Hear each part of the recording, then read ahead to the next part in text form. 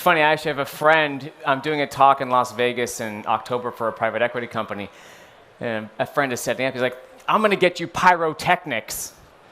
He's just very excited to get pyrotechnics for me. Like, okay, I'll take it. Now, if you haven't heard of, so Aaron Ross, I worked at Salesforce.com a long time ago, and Salesforce.com was about 25 million in revenue and 150 people. And at Salesforce, I created an outbound sales process that helped double their growth rate in certain markets, right? So it helped create predictable revenue. And that really started the journey of me being fascinated by in sort of how do you create predictable growth? How do you kind of engineer growth? Because before at Salesforce, I had started a company and raised money, but it failed. So I went to Salesforce to learn sales. Where better to learn sales and selling at Salesforce? And in running this sales team, like I didn't want to have to scramble month to month and understand was I going to hit my number or not. So there's like fascination with predictable growth and predictable revenue. So that led to this book, Predictable Revenue, in 2011. In 2016, the sequel, From Impossible to Inevitable, was actually just came out with a second edition a couple months ago. In fact, we have some, they're not here, but we have some books to give away as a signing soon, afterwards. And a separate fun fact is that I've got 9 going on 10 kids. So not something you see every day, but 2 from my wife's prior marriage. We've had 3 bio kids together. We've adopted some. And in fact, I'm actually giving another talk at 5 in the Dive-In Dome on building a $5 million business while having 10 kids, which would be interesting. So today I want to focus again on how do you create predictable revenue, how do you engineer growth? And then I've been fascinated I'm an engineer, I think, by nature. How do you create repeatable, there's all these repeatable systems and patterns that you see in companies. Why they grow, why they don't grow. How do you increase growth? Why does it stall? Why does it plateau? How do you ignite growth? So here's just some sample topics, right? How SageMount triples the growth and valuation of companies it invests in, how Twilio nailed the billion-dollar niche, and uncommon practices of hypergrowth CMOs. But really, there's this Uber trend that we see, and it's this information explosion, right? There's just too many choices for everybody.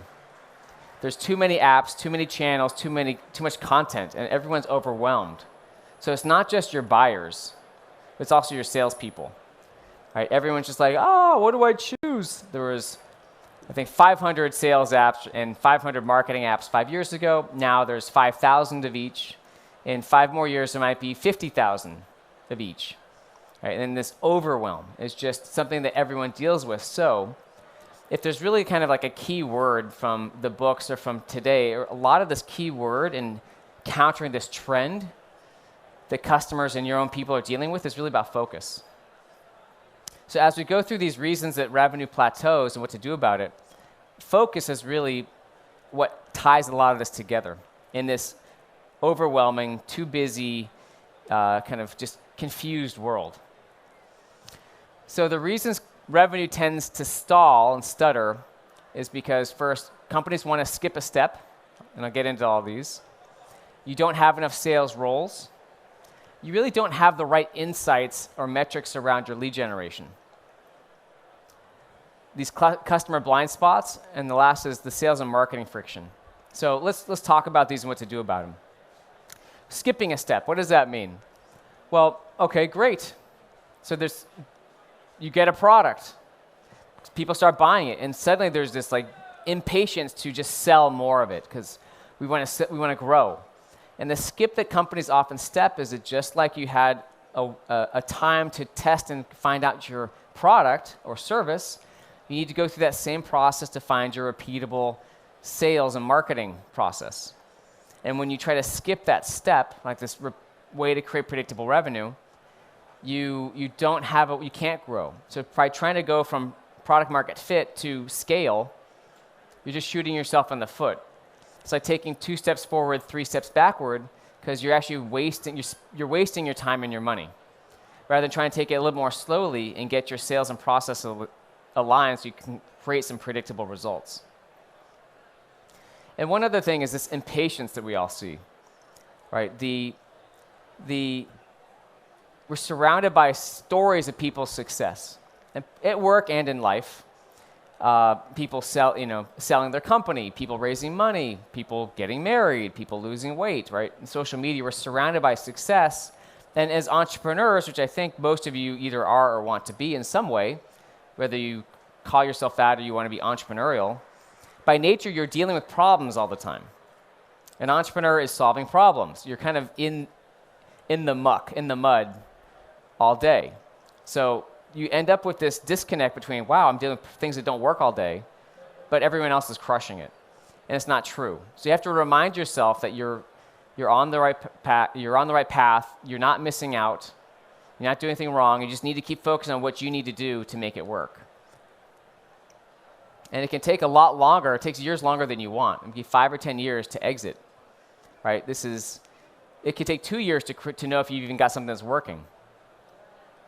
So SageMount, I mentioned, it's a $2 billion private equity company in the States. They invest in companies, probably $10 to $150 million. And what they've seen is that most of the increase in valuation from companies comes from growing their organic sales and marketing, from taking what they've already got and growing it faster, right? Not from combining companies or other changes.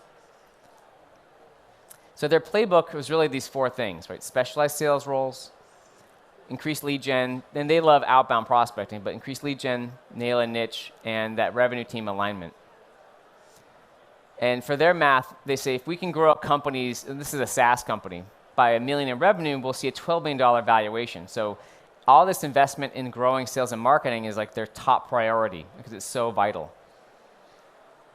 So an example is they had this company they invested in, and this company was in IT services. It had 6 salespeople doing everything, and they were getting some leads from partners and inbound, a little bit here and there, and SageMount wanted to triple their growth rate. So their focus is, hey, let's invest in this company, and today in this overwhelm, it's so easy to measure too many metrics. They focus on 3 major things, right? It's just more good meetings, more proposals, more customers. Right? Now these 3 may not be the 3 for you, but it's like fewer, more important metrics rather than getting lost in the clutter of all the analysis you can do. So we mentioned step 1, specialize your sales teams. Right? This is probably the #1 most important thing if you have salespeople, even one salesperson, is to focus their time. Because salespeople, again, just like everyone else, are trying to do too many things, and they're juggling too much, and so they're not doing anything really, really well. When you can specialize your sales teams, just like a sports team. I mean, you don't have a soccer team where the coach says, all right, everybody, go out, and everybody attack, and everybody defend. Right? That doesn't make any sense. You've got attackers, midfield, defenders, goalie. But that's not the standard in the way that we design sales teams yet, although it should be. So typically, as you start to get a few people, even 2, 3, 4 people, you don't wait till you've got 10. If you have inbound or marketing leads, you've got this inbound role, often called SDR. There's many names, but they're responding to website leads. The outbound role is outbound prospecting, right? Dedicated 100% to going to find new customers and get meetings with them. The new business role is people signing up new customers, and then once the customer's signed, there's different teams that could do renewals, subscriptions, services, customer success, whatever. Okay, you have to specialize this way, not with these boxes, but in the sense of focus. More sales roles so people can do fewer things better. And if you only have one person, you can't do this yet, but you can specialize their time, right? If it's a salesperson who's not prospecting, they can use time blocks on their calendar. So they get that focused time for things. Or if you're the entrepreneur who's selling and you feel like you can't talk to your customers enough, like just block out the time. So that's how you start, is that focused time. So if you have this, if this is something that's not new to you, a common couple mistakes is companies that don't specialize enough. They still have this junior, often called SDR, BDR role, doing inbound lead generation, inbound lead qualification, outbound prospecting, but they've got the same people doing the same roles, doing both inbound and out.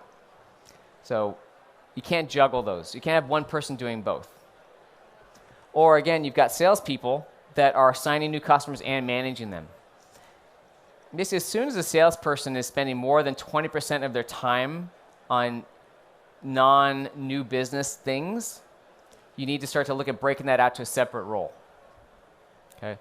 And again, this principle makes everything else easier because when people are doing fewer things better and they're expert at this, again, any kind of changes around, if you're giving them more leads, if you're trying to change process, it just makes everything else easier. So this is really often the place to start. The second step is ramping lead generation.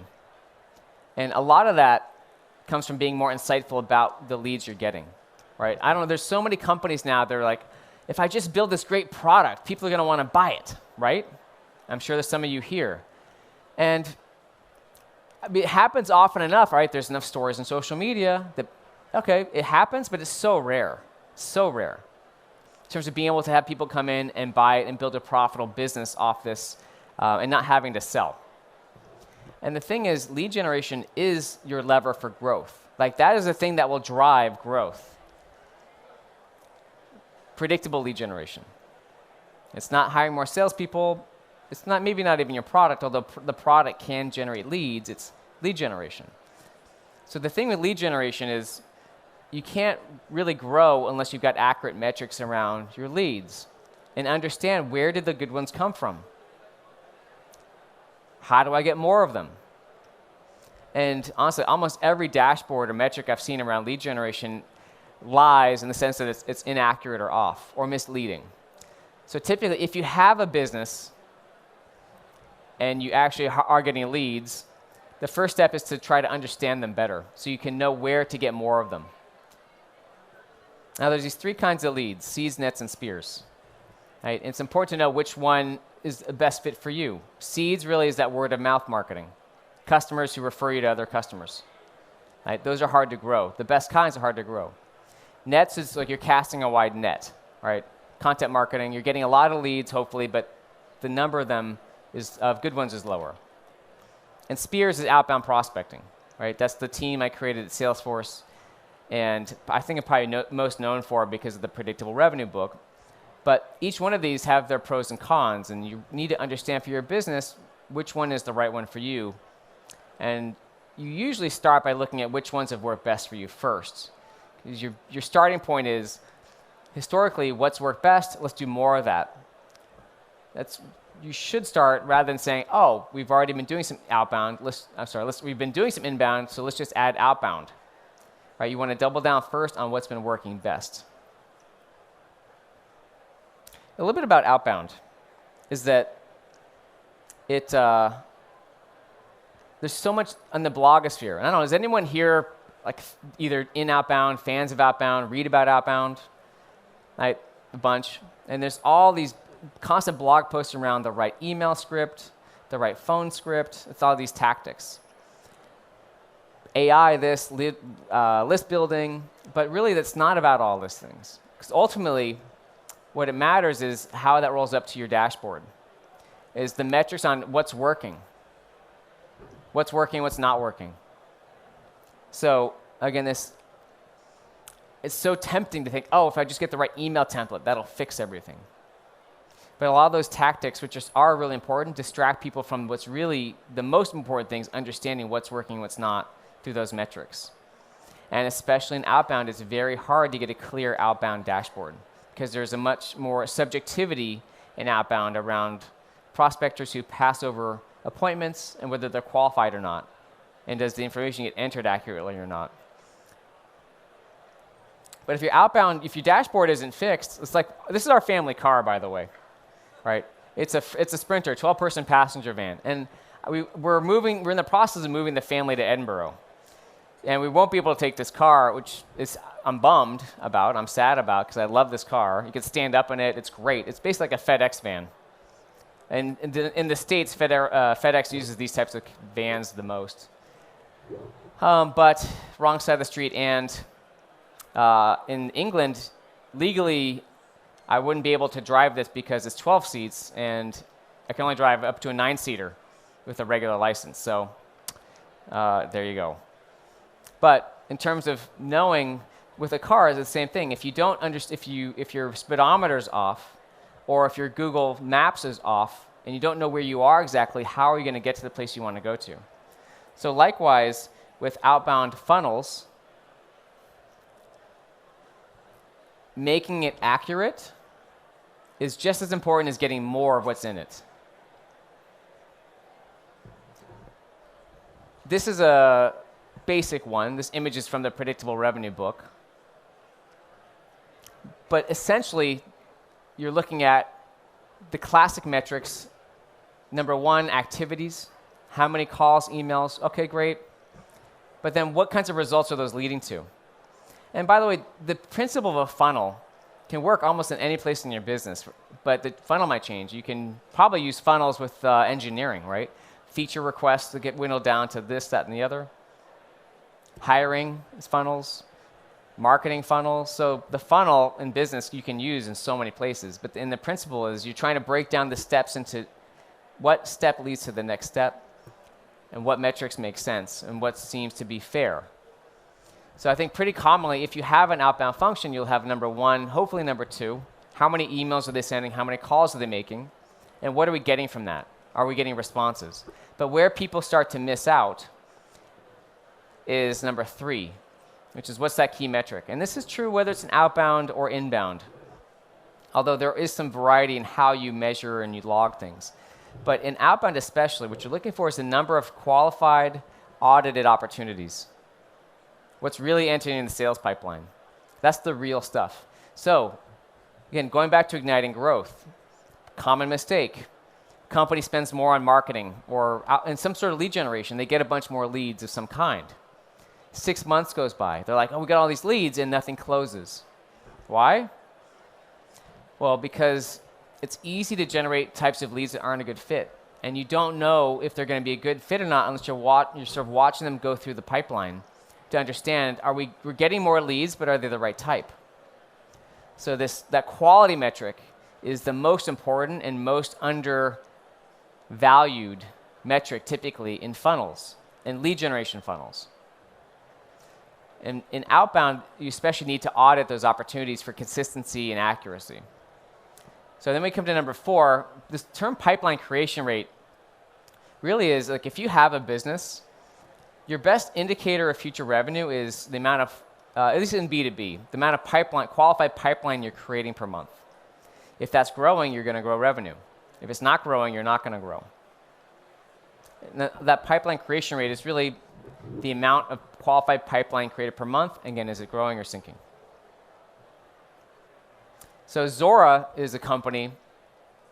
In the States, they're about a $150, $200 million revenue company. They sell subscription management billing software. And what's interesting is a lot of their customers might take 1 or 2 or 3 years to decide to buy or not. So I thought there was a really interesting case study. But this is a sample outbound funnel for Zora, right, where they have their BDRs, right, these prospectors that are every month adding new account plans or sort of mapping out accounts. They are adding contacts, they're making their calls and emails, and they're working to generate a certain number of meetings with customers per month. So we call them are we a fit meetings? These 16 say, is there something here or not? Which then leads to more sort of in-depth sales meetings, then technical demonstrations, and hopefully a customer. And the principle here is if you can create a funnel, again, this is outbound, but might be some other kind of lead generation, inbound customer success. But when you can create predictable results this way through lead generation, you'll be able to create predictable revenue. You'll be able to control how your growth ignites or reignites.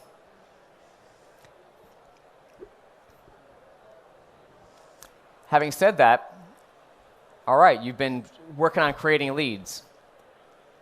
You've been trying to figure that out, and it's not working. Why not? You've been spending money on online marketing or maybe outbound prospecting or going to events, and you're just not getting what you expect. The most common problem, this is the most common problem, not the simplest one to fix, or start with, but the most common problem that block companies from growing is they haven't nailed a niche. Right? So I want to talk about how Twilio nailed a $1 billion niche by walking in his customers' shoes. Nailing a niche means really you know who your best customers are. You know who needs you. You know who you're nice to have. And you know how to speak to them in their language. right? We all gotta have this product speak. Oh, I'm building an AI platform to help enhance social media. Okay, but what does that mean to customers? They don't know. Now, remember, they're overwhelmed. So unless you make it really simple for them to understand who you are, what you can do for them, they're just not gonna. They're gonna ignore you. Now, Twilio is, I mentioned, the $600 million company, communications API platform company. In this, I don't know, like Uber uses them to send their text messages and to make phone calls. Okay, so they get embedded in other people's technology to enable communications. So I love their story because they have a platform, an API platform, and that can be really hard to sell to people. Because like, what do you do? It's like basically I'm selling boxes of Legos. What do you want to build? And they're like, I don't know. What can I build with this? And they're like, I don't know. So it's hard to sell that. At least now they're a little further along. But what Twilio did that was really amazing was like the ways they would get their people out of their sort of mental cubes and really to learn how their customers think. So here's three of my favorites, right? They actually literally have their customers walk on their shoes where they just offer to customers, hey, give us your old shoes. And if you give us your old shoes, we'll give you a new pair of Twilio branded Converse Chucks with a Twilio logo. And they hang their customer shoes in their offices as a reminder to think like their customer. But even better is they make all their employees, including lawyers and human resources people, so Twilio is like engineers use it to code applications. They actually have every single employee build an application as part of their onboarding. They have to build a Twilio application, right? So they have this experience of at least being like their customer for a bit. And the third one is get customer feedback before you build. And we talk about it, but one of the ways they do it is as an API company, they document their APIs. And then so they can actually give their documentation to customers and have them read through it before they build anything. So the customers can look at the documentation, this is confusing and this isn't. And Twilio can go through that some number of times before they actually even start coding, right? It's a lot more efficient to fix a problem before it's into a product. So here's a little more tactical example. There's a company called Kemberton that we helped with their outbound process. And speaking like their customer, it went from, they had this question, they sell to hospitals. Who's in charge of receivables? Well, there's a lot of types of receivables there. So when they switched, they did some interviews, got into their customers' heads. When they switched to who handles patient cash, it was instantly obvious who they should be routed to those companies. All right? So you try to think like your customer so you can speak like them and know who to talk to. I'm going to skip through this. Whoops. Sorry. There we go. Just to wrap up, it's about mindset, having the patience and persistence and determination to go through this as it takes years longer than you want. Remember, add more sales roles. That's really the place to start. Ramp lead gen by getting insightful about what's worked and what hasn't yet. Nail a niche by just really getting to learn how to read your customers' minds and think like they think. And as I mentioned, this new book, we've got some, we'll announce her. Maybe you can tell me we're going to do it. Back here. Oh, there you go. Huge round of applause, please. Whoop, whoop. Thank you.